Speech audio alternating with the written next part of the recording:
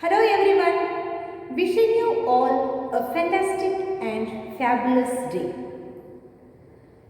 So we are in chapter 8, Cell, the Unit of Life. So this is Unit 3. Unit 3 is composed of 3 chapters as I have told you. The cell, the unit of life, biomolecules, cell cycle and cell division. So today we will have the quick revision of cell, the unit of life. We had and detailed class of this cell, the basic unit of life, part by part. But today we will have the quick revision of this chapter. So in this chapter, it is written regarding the reductionist biology. So what is reductionist? The physico-chemical approach to study and understand the living organism. So to understand the living organism, that is termed as reductionist biology. And here we have to remember one scientist. So his discovery of triple helical structure of collagen published in Nature in 1954. So he had discovered regarding the triple helical structure of collagen and he had published in 1954. He is G.N. Ramachandran. So he is G.N. Ramachandran. So moving forward. So we have learned cell, the basic unit of life. The basic unit of life is the cell. We know that our body is composed of cells. So the cell considered as a living organisms. Okay, the cell is considered. We know that unicellular organisms are also there. Multicellular organisms are there. Almost all the organisms are composed of cells. That we know from the primary classes onwards. We are learning that all the organisms are composed of cells. Some are composed of single cells, some are composed of many layers. All these are very familiar to us. Here, the unicellular organism means single celled. Okay, if it is composed of single cell. Multicellular means if it is composed of many cells, more than one cell. That is termed as multicellular organisms. So, what is a cell? What do you understand by cell? So, unicellular organisms means they are, even though they are unicellular, they are independent. They are having independent existence and they will be performing the essential functions of life. They are having the independent existence. At the same time, they will be able to perform the essential functions of the life. They are able to perform the essential functions of the life. So we can call it as cell as the structural and functional unit of life. Why do we call so? Because of their independent existence and because of the essential functionalities of its life. That's what we call it as structural and functional unit of life. We know that Anthony von Leeuwenhoek, he had described a live cell. So who had described regarding the dead cell? We know that Robert Hooke. Then Robert Brown, later he discovered nucleus. Okay, these facts we know. Then he had discovered, Robert Brown discovered nucleus. So moving towards the cell theory. So we know that in 1838, Matthias Schleiden, a German botanist, as well as Theodor Schwann, 1839, a British zoologist. Both of them had discovered regarding the cell theory. They have introduced the cell theory. So they have told that the presence of cell wall is a unique characteristics of plant cells. We know that how to differentiate the plant as well as the animal cells. How to differentiate the plant and animal cells? We know the plant cells possess cell wall, animal cells don't possess. Okay, so they have formulated, Schleiden and Schwann, one botanist and one zoologist, both of them formulated a cell theory. But they were not able to explain how the cells were formed, how the new cells were formed. They were not able to explain. But Rudolf Virchow in 1855 explained that cells divided and new cells are formed from pre-existing cells. So who had given this idea about it? They formulated the theory. The Schleiden and Schwann, of course, they have formulated the theory, but they were not able to say that how the cells were formed. They formulated the theory. But Rudolf Virchow in 1855, what he did? He had explained that the cells are formed from the pre-existing cells. So for that, one term he had given, omnicellular E cellulae. Okay, omnicellular E cellulae. That is the term that we had defined. So all the cells exist from the pre-existing cells. So after that, this Schleiden and Schwann, they have modified the cell theory and have given in a final shape. So what is that? They have modified it, and they have all the living organisms are composed of cells and products of cells. So they formulated, they modified it, and they said that all the living organisms are composed of cells and the products of cells. Then all cells arise from the pre-existing cells. So that was a modification given by Schneider and Schwann, the German botanist as well as the zoologist. Now let us have the overview of the cell. Okay, overview of cell. We know that cells have cell wall, they possess cell membrane. Okay, they will be having a dense membrane bound structure that is termed as nucleus. Okay, nucleus will be possessing chromosomes, chromosomes will be possessing this DNA. Okay, all these things we are familiar, but then also we will learn it. Okay, so cell, we are having an overview of cell here. So cell possess cell wall, they have cell membrane, they have membrane bound structure, it is called as nucleus, and this nucleus contains chromosomes, and this chromosomes contains genetic material DNA. So cells that which is having the membrane bound nuclei, that is termed as eukaryotic, whereas when it lacks a membrane bound nucleus, it is termed as prokaryotic. Okay, so cells that possess membrane bound nuclei are called eukaryotic, whereas cells that lack a membrane bound nucleus, that is termed as eukaryotic. So I hope you might have got the differences between the eukaryotic as well as the prokaryotic. We know that in both eukaryotic as well as the prokaryotic cells, a semi-fluid matrix, what is it? A cytoplasm is present. Okay, the cytoplasm is present. So the cytoplasm, we can say that it is the main arena, the main place.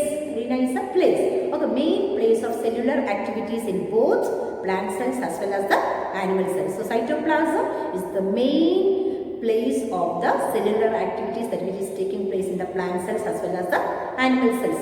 Besides that, we can see nucleus. Okay, the nucleus, the eukaryotic cells, the others are membrane bound cell organelles, endoplasmic reticulum, Golgi complex, lysosome. Other than this, we can see all these cell organelles here. Lysosomes, mitochondria, microbodies, vacuoles.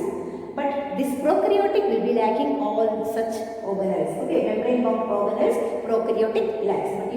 But eukaryotes possess all these. Nucleus, eukaryotic cells will be having membrane bound organelles such as endoplasmic reticulum, Golgi complex, lysosome, mitochondria, microbodies, and vacuoles. They possess all these. Okay, but prokaryotic lack all these. And ribosomes, we know that ribosomes are the sites of protein synthesis, and they are non-membrane bound organelles. Okay, they are non-membrane bound cell organelles, and they are found both in prokaryotic as well as in the eukaryotic. Ribosomes we can find both in eukaryotic as well as the prokaryotic. Then within the cell, ribosomes are found not only in the cytoplasm but also in the other organelles also. That's what we call ribosomes are cell organelles within the cell. Okay, cells within these organelles, within the two organelles. We can find in the chloroplast also, and in the mitochondria, and in the endoplasmic reticulum also we can find this ribosomes. So ribosomes mainly you have to remember that they are the site of photosynthesis, so protein synthesis. Then animal cells contain another non-membrane bound organelle called centriole. So animal cells will be possessing one more cell organ that is termed as centriole. What is the function of the centriole? We all know that it is cell division. We all know that cells varies in size, varies in shapes and activities. Okay, the cell varies in size, shape and activities. For example, here we can see mycoplasma. Mycoplasma is the smallest cells. Okay, consisting of 3 micrometer. Okay, so they will be possessing of various type of lung. You can see here the bacteria. So it varies, and the largest isolated single cell of an egg is the egg of ostrich. Okay, the largest single cell is the egg of an ostrich. So the smallest cell we have seen mycoplasma. Then human red blood cells. It is observed among the multicellular organisms, human red blood cells, that is considered as 7.0 micrometer in diameter. And we can say that nerve cells are the largest cells, okay, the longest cells which is present in the body. Then cells vary in shape and shape. As I have told you, sometimes it may be disc-like, sometimes it may be polygonal, sometimes it may be columnar, sometimes it may be cuboid, sometimes it may be thread-like, sometimes it may be even irregular shape. Okay, so the shape of cell may vary with the functions they perform. According to the functions, how they perform, according to that, their shapes vary. So they vary in shape, size and activities. So we have seen from the mycoplasma, the smallest cell, then human blood cells is of 7.0 micrometer we have learned, and the largest isolated single cell is of egg of an ostrich. The nerve cell is the longest cell. So this we can have as a GK view. Okay, the shape of the cell may vary with the function of how they perform. Now moving towards the prokaryotic cells. Prokaryotic cells, we all know that it is represented by the monoirons, certain monoiron groups. What are they? They are bacteria, they are blue-green algae, they are mycoplasma, they are PPL. PPL is pleuropneumonia-like organisms. So all these monoirons comes under this prokaryotes.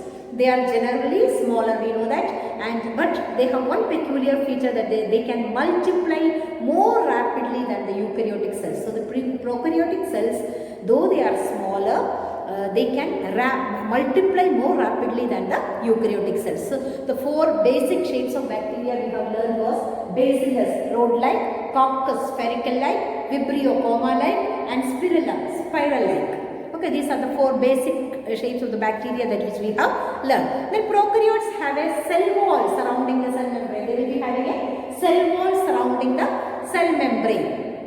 And they don't have a well-defined nucleus. These don't have a well-defined nucleus. Then many bacteria will be having smaller circular DNA. And this outside the genomic DNA we can say. So these smaller DNA we can call it as plasmids. So many bacteria possess small circular DNA. This we can find outside the genomic DNA, and this smaller DNA is called as plasmids.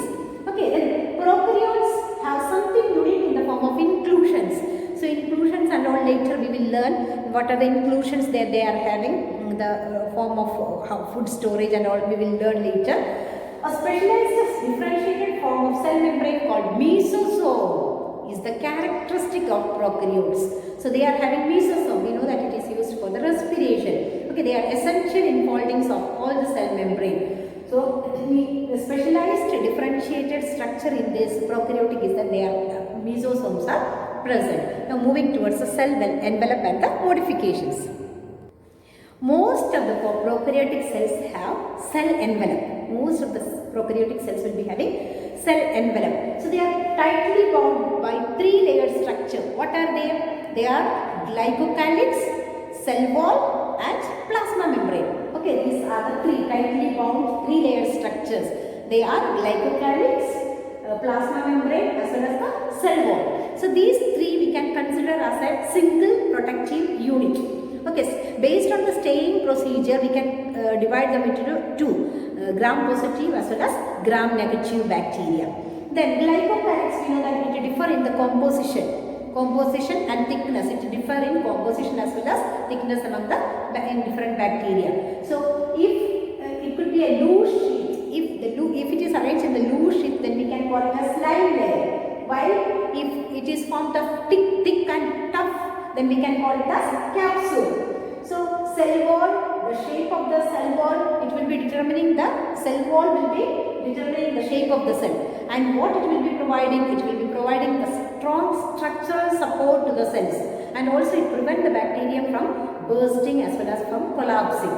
So I hope you might have understood this. So prokaryotic cells, they are having a cell envelope. This cell envelope is composed of glycocalyx, three layers, glycocalyx, cell wall and plasma membrane. So these three we can consider as a single unit. Based on the staining procedure, we can divide the bacteria into two, gram-positive as well as gram-negative. And glycocalyx mainly differs in composition, in thickness, in different bacteria. So if it is arranged in loose sheet, we can call it as slime layer. If it is arranged in thick and tough, then we can call it as capsule. then the cell wall will be determining the shape of the cell, and it will be providing strong structural support for what? To prevent the bacterium from bursting as well as from the collapsing. Then a special membrane, the plasma membrane is semi-permeable in nature. Here in the cell wall, the plasma membrane, we know that it is semi-permeable in nature, and they will be having the similar structure. Then they are having another special membranous structure is that mesosome. Okay, so mesosome is found of, mesosome will be found in the form of vesicles, tubules and lamellae. Mesosomes are found in the cell in the form of vesicles, tubules as well as lamellae. So what does it help for? It helps in the cell wall formation, DNA replication, for the distribution to the daughter cells. They also helps in respiration. They also helps in the secretion process. They also help to increase the surface area. So these are all the functions of the mesosomes. Okay, at the surface area of the plasma membrane and enzymatic content they will be having. Then in some prokaryotes what happens, like cyanobacteria and all, other membranous extensions into the cytoplasm, they are called as chromatophores. What is chromatophores? They will be containing pigments. And these bacteria, as I have told, as we all know, as we are all familiar, bacteria will be possessing flagella. So flagella is for the locomotion, moving from one place to another. So these will be composed of three parts. What are they? Filament, hook as well as the basal body. So the filament is the longest portion. We all know that it is the longest portion, and it will be extending to the cell surface outside. Okay, then besides flagella, there are pili and fimbriae and also surface structures. But this pili and fimbriae, they do not play the role in motility. So pili, we know that it is made up of special protein. Fimbriae, a small bristle-like structure. Okay, pili is made up of small special protein, and fimbriae is a small bristle-like structure fibers that will be sprouting out of the cell. And this will be helping for the attachment of the bacteria to the rocks, to the streams, and to the host tissues and all. They will help to attach to a particular substratum. That is the function of pili and fimbriae. Next, we will learn about the ribosomes. Ribosomes and the inclusion bodies.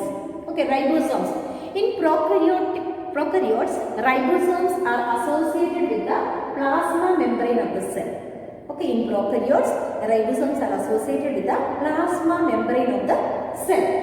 Ribosomes, we know that it is the site of protein synthesis. We call it as protein synthesizing factory, ribosome. Several ribosomes may attach to a single mRNA, and it will be forming a several ribosomes will be forming a mRNA, and it will be forming a chain that is called as polyribosomes. If it is several mRNAs are attached in a single one, then we can call it as polyribosomes. The ribosomes of the polysome translate the mRNA into proteins. So the mRNA will be translating them into the proteins. The ribosomes of polysome that will be translating the mRNA into the proteins. Then regarding the inclusion bodies, we know that is the reserve materials that which is in the prokaryotic materials. What is reserve materials? In the form of food. Okay, they are not bounded by any of the membranous system. These inclusion bodies are not covered by any of the membranous system. For example, we know that they are present in the form of phosphate granules, cyanophyllin granules, glycogen granules. Then gas vacuoles are found in blue, green and purple and green photosynthetic bacteria. So gas vacuoles will be present in the blue, green, purple as well as the green photosynthetic bacteria. So that's all about the inclusion bodies. Now let us discuss regarding the eukaryotic cells. Okay, eukaryotic cells. So eukaryotes includes all the protists are eukaryotes, all the plants are eukaryotes, all the animals are eukaryotes, all the fungi are eukaryotes. So eukaryotes means the protists, plants, animals and fungi are included in eukaryotes. So eukaryotic cells, we know that there is an extensive compartmentalization of the cytoplasm through the presence of membrane bound organelles. Okay, that fact we all know. And they are having organized nucleus with a nuclear envelope. These eukaryotes will be having an organized nucleus with a nuclear envelope. So plant and animal cells are different. We know that plants and animal cells are different. So plant cells will be possessing cell wall while animal cells don't have. Then they possess plastids, large central vacuole, So they possess cell walls, they possess chloroplast, they possess plastids, they possess central. So these are present in the plants. Central vacuole which are absent in the animals. So these are absent in the animal cells, but it is present in the plant cells. On the other hand, animal cells will be having centrioles. What is the purpose of the centrioles? We know that it is during the cell division, centrioles are being used. So this is absent in the animal cell. So let us see the differences between the plant cell. Here the diagram is given here regarding the plant cell and the animal cell. So you can see here the image of the plant cell. So you can see here nucleus, nucleolus, the Golgi apparatus here, the nuclear envelope here, plasma membrane, vacuoles. In the plant cells we can see the biggest vacuoles.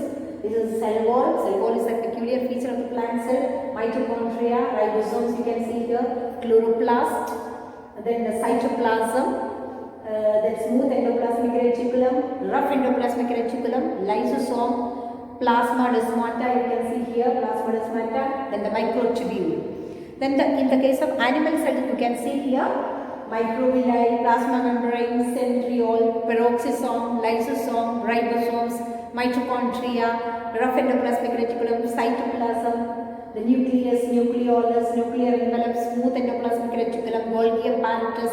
So all these you can find in this animal cell. So these very important diagram, plant cell and animal cells, you have to draw and learn this. Both these diagrams are very important. So from the 9th class onwards you are learning, so it is not new to you all, but still I do advise you to draw and learn this two diagrams. It's very important. So that's all for today. Tomorrow we will have the remaining part quick revision. So today this is enough for you. So learn at home. Thank you for being attentive. Stay tuned. Wishing you all a happy day.